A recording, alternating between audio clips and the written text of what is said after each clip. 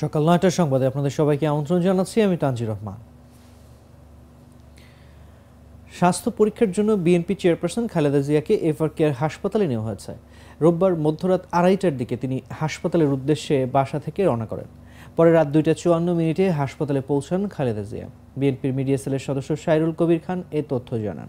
তিনি বলেন, বিশেষজ্ঞ চিকিৎসকদের পরামর্শে রাতে এভার কেয়ার হাসপাতালে স্বাস্থ্য পরীক্ষার জন্য বিএনপি চেয়ারপারসন খালেদা জিয়াকে নেওয়া হয়েছে।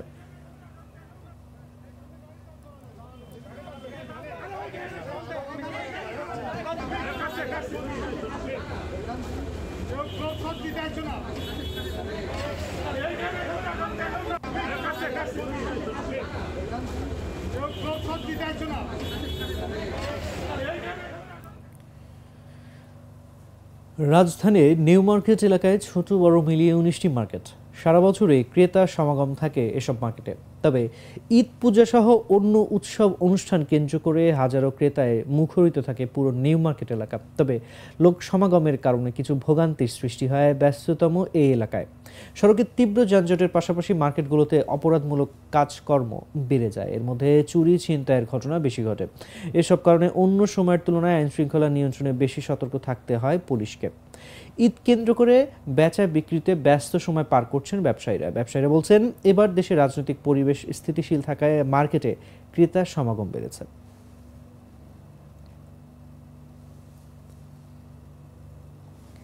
মৌলবাদী গোষ্ঠীর কালো ছায়া থেকে মুক্ত করে বাংলাদেশ প্রকৌশল বিশ্ববিদ্যালয়ের নিয়মতান্ত্রিক ছাত্র রাজনীতির দাবি এবং বুয়েট কর্তৃক গৃহীত অসাংবিধানিক মৌলিক অধিকার পরিপন্থী শিক্ষা বিরোধী সিদ্ধান্তের বিরুদ্ধে রোববার বেলা ১১টায় কেন্দ্রীয় শহীদ মিনারে প্রতিবাদ সমাবেশ করবে বাংলাদেশ ছাত্রলীগ। এ উপলক্ষে ক্যাম্পাস জুড়ে মাইকিং করছে সংগঠনটির নেতাকর্মীরা। ছাত্রলীগের সমাবেশ উপলক্ষে ঢাকা বিশ্ববিদ্যালয় ক্যাম্পাসের মল চত্বর, টিএসসি, মুক্তি ও গণতন্ত্র তোরণ, ভিসি চত্বর, হলপাড়া সহ সব গুরুত্বপূর্ণ পয়েন্টে এ মাইকিং করা হয়। মাইকিংয়ে সব শিক্ষা প্রতিষ্ঠানের শিক্ষার্থীদের প্রতিবাদ সমাবেশে অংশগ্রহণের আহ্বান জানিয়ে বলা হয়, রোববার বেলা ১১টায় বাংলাদেশ ছাত্রলীগের প্রতিবাদ সমাবেশ। বুয়েট কর্তৃপক্ষের গণতন্ত্র ও সংবিধান পরিপন্থী সিদ্ধান্তের প্রতিবাদ জানাতে ছাত্রলীগের প্রতিবাদ সমাবেশ অনুষ্ঠিত হবে। প্রতিবাদ সমাবেশে মুক্তিযুদ্ধের চেতনায় বিশ্বাসী, গণতন্ত্রে বিশ্বাসী সব শিক্ষা প্রতিষ্ঠানের শিক্ষার্থীদের অংশগ্রহণ করার জন্য অনুরোধ করা হলো। সকাল ১১ ঘটিকা সময়, সকাল ১১ ঘটিকা রোজ রবিবার, স্থান কেন্দ্রীয় শহীদ মিনার। আগামী ৮ মে থেকে ধাপে ধাপে অনুষ্ঠিত হবে উপজেলা পরিষদ নির্বাচন। এরই মধ্যে মাঠে সক্রিয় সম্ভাব্য প্রার্থীরা। আওয়ামী লীগের কেন্দ্র থেকে ইফতার পার্টি করতে নিষেধ করলেও তৃণমূলে চলছে দেদারসে। রমজান মাস ও ঈদ সামনে রেখে এলাকায় নেতাদের পদচারণায় জমে উঠেছে উপজেলা কেন্দ্রিক রাজনীতি। উপজেলা পরিষদের চেয়ারম্যান ও ভাইস চেয়ারম্যান প্রার্থীরা এখন অংশ নিচ্ছেন সব অনুষ্ঠানে। প্রতিদিন সকালে বাজারে বাজারে চলছে গণসংযোগ। বিকেলে যাচ্ছেন বিভিন্ন সংগঠন গোষ্ঠীর ইফতার মাহফিলে। এভাবেই সময় কাটছে প্রার্থীদের। অনেকে পুরো রমজান এমনকি ঈদ পর্যন্ত এলাকার কার্যক্রম ঘিরে ছক এঁকেছেন। ইফতার সামগ্রী বিতরণ, ঈদ সামগ্রী বিতরণ, রমজান ও ঈদের শুভেচ্ছা বিনিময় সহ নানান উপলক্ষে নেতাকর্মী ও সাধারণ মানুষের কাছে যাওয়ার চেষ্টা করছেন। সব মিলিয়ে ভোটের আগে এই উৎসবকে পুরোপুরি কাজে লাগাতে চান প্রার্থীরা। একটু সুযোগ বা সময় হাতছাড়া করতেও নারাজ।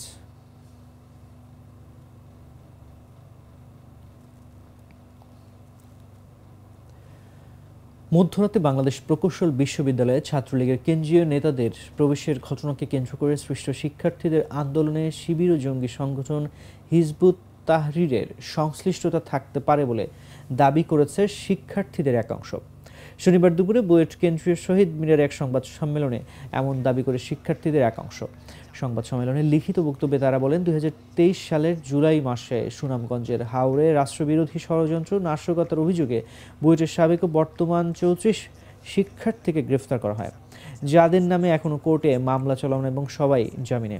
এরই পরিপ্রেক্ষিতে আমরা কয়েকজন সাধারণ শিক্ষার্থী মৌলবাদের বিরুদ্ধে রাইজ অ্যাবভ ফান্ডামেন্টালিজম ব্যানারে মানববন্ধন করি। এই মানববন্ধন করার কারণে আমাদের চিহ্নিত করে ব্যক্তিগত আক্রমণ এবং জবাবদিহি চাওয়া হয়।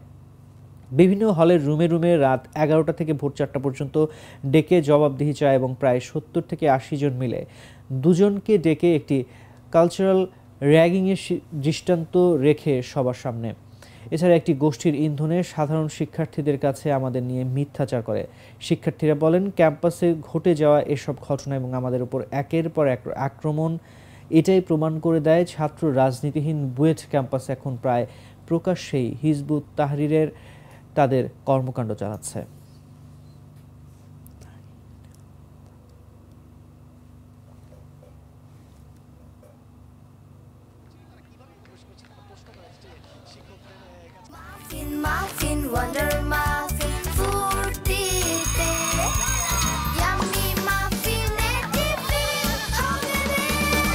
চকলেটের সাথে সফট ওয়ান্ডার মাফিন কেক, বাইটে বাইটে চকলেটি ফান।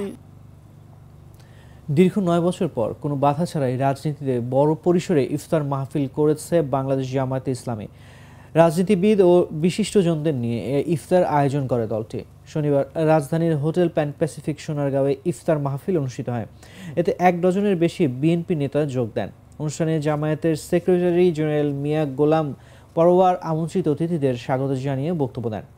জামায়াতের আমির ডাক্তার শফিকুর রহমানের সভাপতিত্বে ও প্রচার সম্পাদক মতিউর রহমান আকন্দের সঞ্চালনায় দলটির বিভিন্ন পর্যায়ের নেতারা এতে অংশ নেন।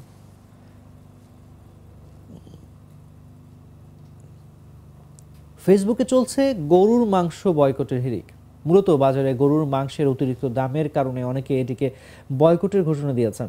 এতে দাম কমবে বলে ধারণা তাদের। বিভিন্ন অ্যাকাউন্ট, ফেসবুক পেজ এবং গ্রুপে এ বয়কটের স্ট্যাটাস দিচ্ছেন অনেকেই।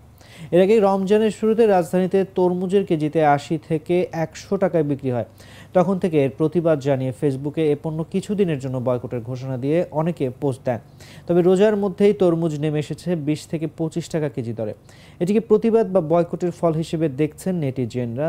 তরমুজ বয়কটের দাম নিয়ে কারসাজি বন্ধ করার পর এবার সামাজিক যোগাযোগ মাধ্যম ফেসবুকে গরুর মাংস বয়কটের ডাক দিয়েছে সাধারণ মানুষ।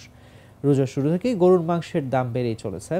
গত ১৫ মার্চ গরুর মাংসের দাম ৬৬৪ টাকা বেঁধে দেয় সরকার। তবে শুক্রবারও বাজারে গরুর মাংস বিক্রি হয় ৭৮০ থেকে ৮০০ টাকায় বিক্রি করতে দেখা গেছে।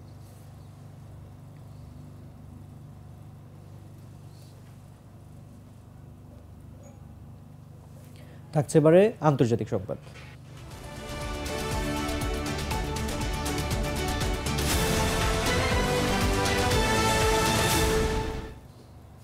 ইসরায়েলকে কয়েক বিলিয়ন ডলারের বোমা ও যুদ্ধবিমান হস্তান্তরের অনুমোদন দিয়েছে যুক্তরাষ্ট্র।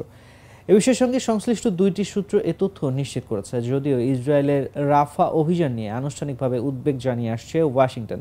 নতুন প্যাকেজের মধ্যে রয়েছে ১৮০০ MK ২০০০ LB বোমা ও ৫০০ MK ৪২ ৫০০ MB বোমা। ওয়াশিংটন পোস্টকে এই তথ্য জানিয়েছে।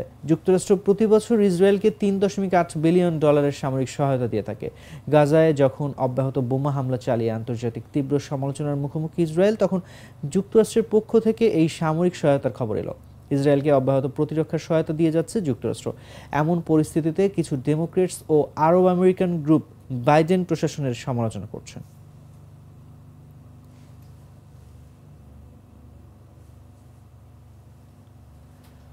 থাকছে এবারে খেলা সংবাদ।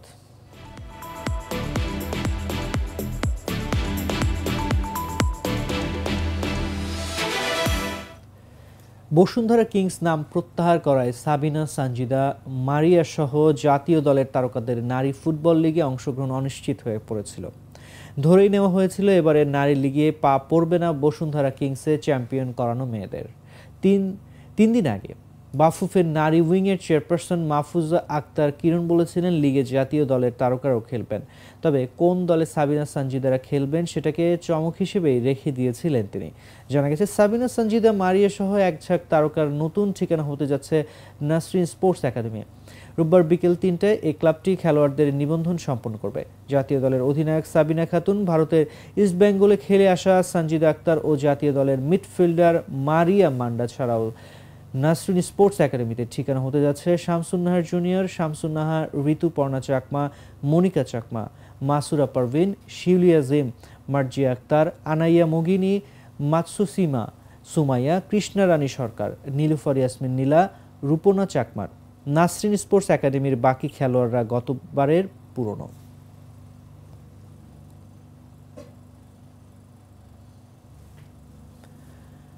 দর্শক, এই ছিল এখনকার মতো।